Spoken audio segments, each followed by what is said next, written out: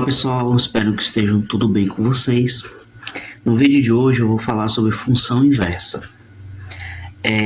Antes de falar diretamente do assunto, você já pensou em uma operação que desfaz o que a outra faz?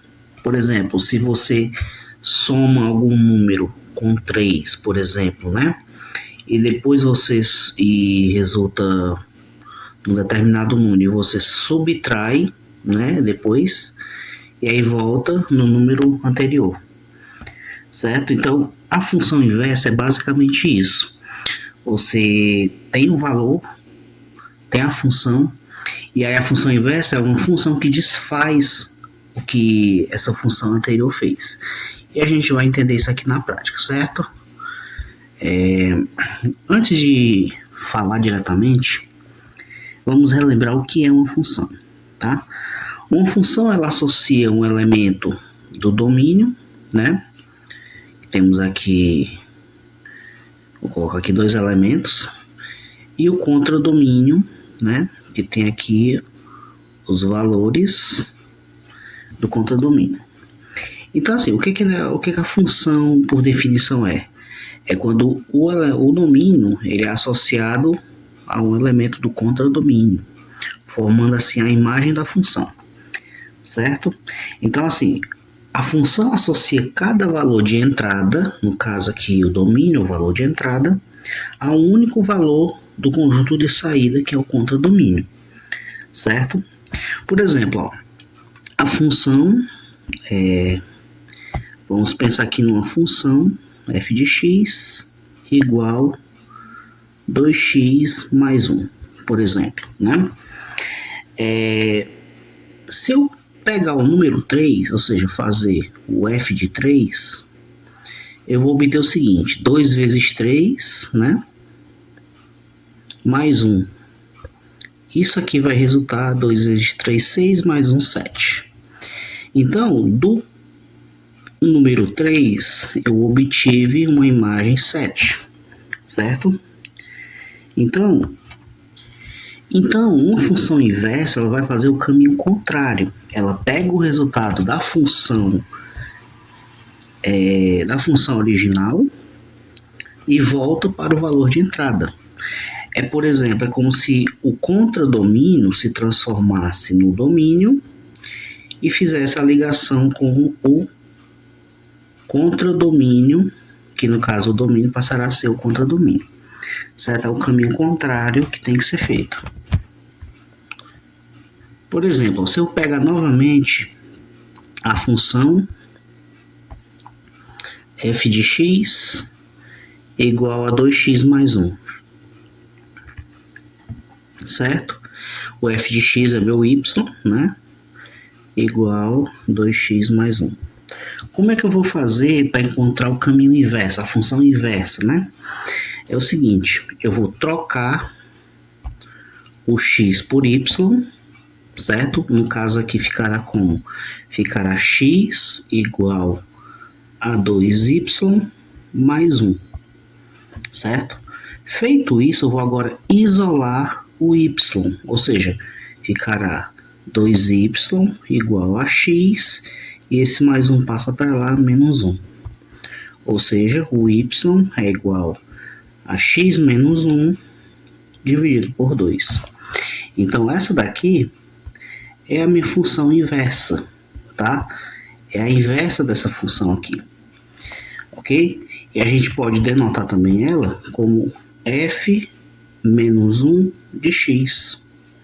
É a mesma coisa, tá? Indicando que é uma função inversa. Agora vamos fazer o teste, né?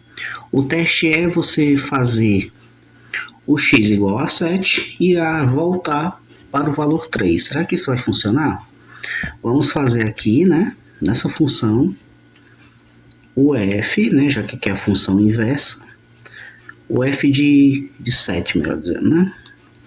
O f de 7, sendo agora o 7, parte do domínio, né? Do conjunto de partida, e eu preciso do resultado do número 3. Então ficaria 7 menos 1 dividido por 2. Isso vai ser 7 menos 1 é 6, dividido por 2 é 3. Então, comprovado que Essa função aqui, ela é a inversa dessa função, ok? E esse novo y que eu encontrei aqui, ele é exatamente a função inversa porque desfaz o que a função original fez, tá bom? Só que aí existem condições para definir uma função inversa, né? Nem toda função ela pode ser considerada inversa. Por quê? Porque para ter uma função inversa, ela precisa ser bijetora. Nos vídeos anteriores eu falei sobre função bijetora, né? Que é quando a função ela é sobrejetora e injetora ao mesmo tempo. Sobrejetora e injetora. Se a função ela é sobrejetora e injetora, isso indica que ela é bijetora. E se ela for bijetora, logo ela terá a função inversa. Terá inversa. Ok? Vamos mostrar por que isso é assim. Vou escrever direito aqui, né? Pronto. Aí vamos mostrar aqui por que isso funciona, né? Vamos lembrar aqui novamente do diagrama de flechas, tá? Vamos colocar aqui elementos A, B e C, né? Aqui sendo o domínio. E aqui o outro conjunto com D, E e F, sendo o contradomínio.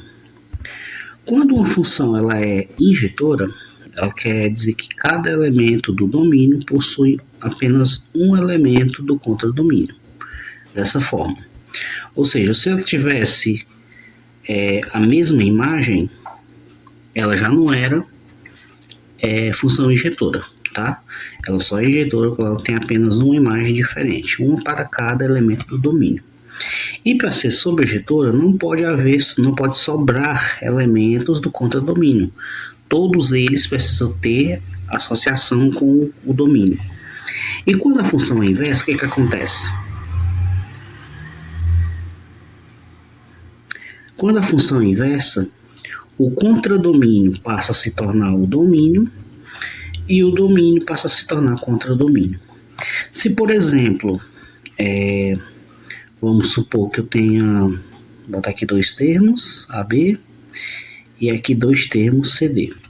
Vamos supor que essa função aqui, os dois termos do domínio têm apenas uma imagem, ou seja, sobrou esse elemento aqui.